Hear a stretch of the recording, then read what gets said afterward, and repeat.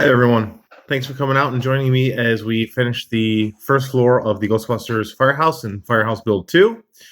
Uh, we'll be doing trivia in this one. We're going to be talking about 21 video games that were created over the last 36 years of the franchise, including one of my favorite video games of all time, the 2009 Ghostbusters video game. I'll try not to gush too much about it, but I've already read my script ahead of time for reasons, since I am the one that made it, and I just a little gushing. I really love that game. If I had the ability to, I would play it on stream for you, but I don't have the ability to do so. God, that was weird. Anyways, I don't have the ability to do it, so I do suggest you guys go out and buy it if you can. It is a fun game. Anyways, so going forward after this video, I do plan on doing kind of like a walkthrough of the first floor to give you guys a better and closer look at it, to show some of the stickers and tampo bricks that you may not be able to see during the build, and also just to give you a closer look at the build itself, since it's a far away shot as I'm building it, just due to the size of this thing. And yeah, so I'm looking forward to sharing my newfound trivia with you, and I'm looking forward to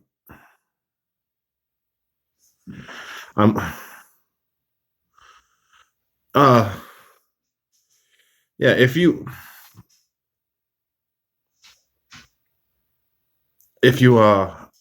man, if you guys enjoy the video, go ahead and please leave a like, a comment, subscribe, all that kind of stuff. Share it on social media, anything you want to do, but mostly just come and enjoy as we build the next part of the firehouse.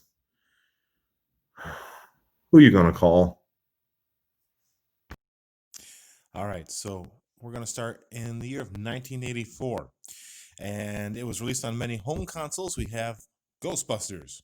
It was a top-down car-based game. It involved you catching ghosts to earn money and upgrade your choice of one of four cars.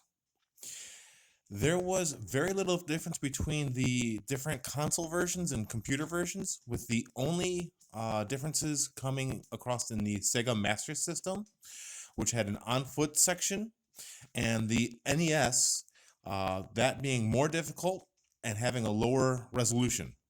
The NES also had the new and very badly translated ending of "Congratulations! You have completed a great game and proved the justice of our culture. Now go and rest our heroes."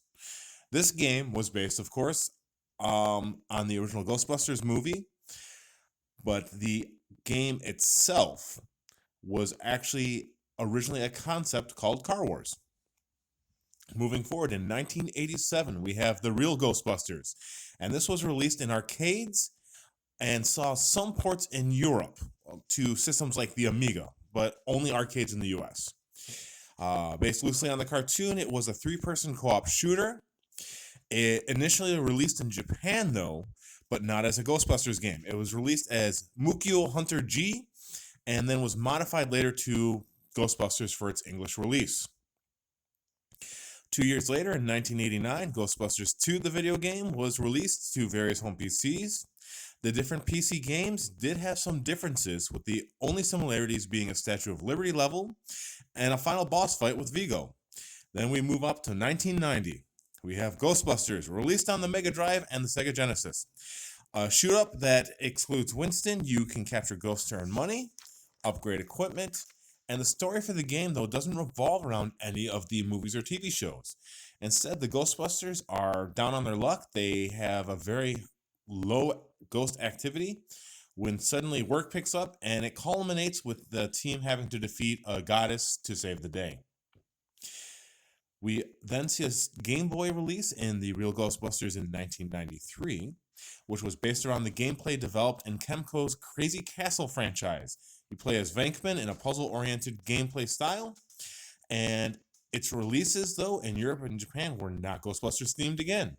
Instead, in Europe, they were the Garfield Labyrinth and in Japan, Mickey Mouse 4: The Magical Labyrinth. Get guess the mascots. In the year 2001, we see a release of 4 games, all released with the theme of the Extreme Ghostbusters. Exclusively in Europe on the Game Boy Color is Extreme Ghostbusters. You play as a new team cleaning up New York. Another exclusive European game, this time on PC, a Bust-A-Move clone called Extreme Ghostbusters Zap the Ghosts.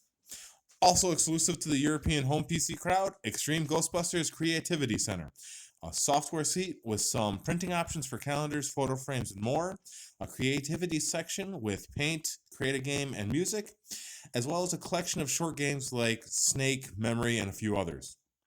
Finally, in 2001 is the Japanese exclusive Ghostbusters Extreme Pachinko. 2002, we see Extreme Ghostbusters Code Ecto 1 on the Game Boy Advance. It is a combination style game of platformer, shooter, and racer with a top-down perspective. We see a Time Crisis clone on the PlayStation in 2004 with the Gun-Con game Extreme Ghostbusters The Ultimate Invasion. In 2006, the Ghostbusters went mobile with Ghostbusters, a top-down puzzle platforming game which has you ridding a mansion of ghosts with little connection to the characters or related media besides the opening theme music. A love letter to fans is released in 2009. We have Ghostbusters the video game. The script had involvement by Aykroyd and Ramis, and until this year was mostly accepted story for a third movie. It ties together the first 2 films and allows us to revisit spots like the Sedgwick Hotel. A shooter of sorts, called a 2-stick shooter. You can capture ghosts to earn money and upgrade equipment. You also earn cash via exploring and finding supernatural artifacts like haunted bell-bottoms. You play as Rookie, a trainee and equipment guinea pig for the 4, joining them as they go on this adventure. This game saw an HD facelift and re-release in 2019, and if you can't tell, I love this game. If you can buy it, it's about $20, and if you own it, tell me how much you love it. Kidding, but no, tell me. Now, unfortunately, I have to move on. 2010 saw a second Pachinko in Japan, Ghostbusters Pachinko. My game from 2009 did see a sequel released in 2011, Ghostbusters Sanctum of Slime. It was received very poorly, and there seemed to be no involvement from the original cast for script or voice work. A 2-stick shooter revolving around a franchise team dealing with occult's supernatural shenanigans. Ghostbusters Paranormal Blast is an augmented reality game released in 2012 that allowed you to capture ghosts within your city.